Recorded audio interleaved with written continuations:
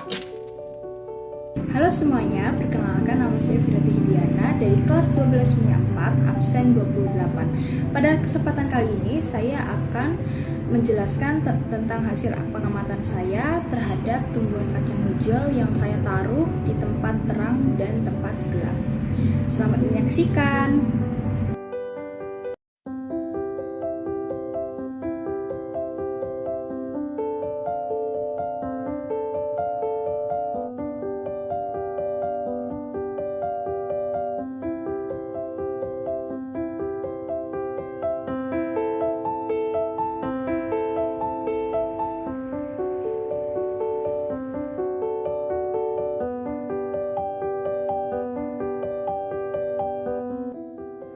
Dan dapat kita lihat pada tabel hasil pengamatan bahwa pertumbuhan kacang hijau lebih tinggi di tempat yang gelap dibandingkan di tempat yang terang.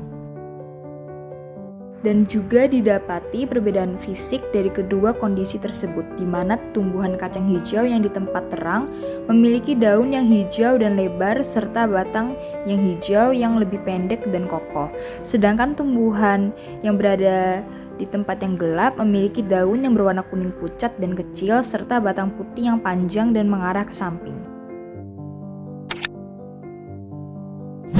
Melalui penelitian tersebut dapat disimpulkan sebagai berikut. Dari segi biologi, yang pertama adalah kacang hijau termasuk tumbuhan dikotil dan memiliki perkecambahan epidel, di mana kotiledonnya berada di permukaan tanah. Yang kedua, salah satu faktor yang mempengaruhi pertumbuhan dan perkembangan pada tumbuhan adalah cahaya matahari. Hal itu disebabkan karena cahaya menghambat pertumbuhan memanjang atau tinggi tumbuhan dengan menguraikan auksin di meristem ujung batang. Dan yang ketiga adalah daun yang berwarna kuning pucat pada tumbuhan biji kacang hijau di tempat gelap disebabkan oleh kurangnya klorofil pada tumbuhan. Peristiwa ini disebut sebagai etiolasi. Dari segi fisika, yang pertama adalah cahaya matahari memiliki sifat polikromatik yang bila dibiaskan akan menghasilkan cahaya-cahaya monokromatik. Nah, cahaya monokromatik inilah yang akan ditangkap oleh klorofil dan digunakan dalam proses fotosintesis. Dalam suatu percobaan didapati bahwa gelombang cahaya biru dan cahaya merah adalah cahaya yang paling efektif dalam melakukan proses fotosintesis. Cahaya merah mempunyai energi foton 1,65 sampai 2 elektron volt, sedangkan cahaya biru mempunyai energi foton 2,5 sampai 2,75 elektron volt.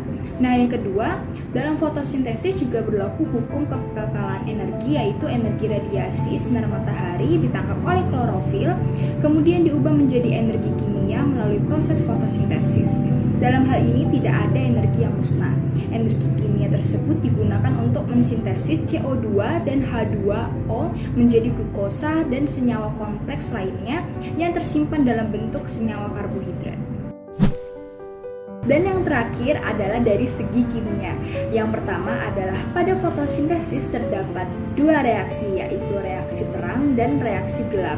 Pada reaksi terang terjadi pemecahan air atau H2O menjadi ion hidrogen dan molekul air dengan menggunakan energi cahaya yang menghasilkan O2, ATP, dan NADPH2. Sedangkan pada reaksi gelap terjadi pengikatan karbon dioksida atau CO2 dengan ion hidrogen atau H+ sehingga membentuk gula. Nah, yang kedua adalah dalam proses fotosintesis berlaku proses redoks atau reduksi oksidasi. Nah, ketika air terurai, elektron ditransfer bersama dengan ion hidrogen dari air ke karbon dioksida dan mereduksinya menjadi gula. Elektron bertambah energi potensialnya ketika berpindah dari air ke gula. Nah, kebutuhan ini disediakan oleh cahaya. Sekian yang dapat saya sampaikan. Terima kasih telah menyaksikan video ini. Mohon maaf bila terdapat banyak kesalahan. Semoga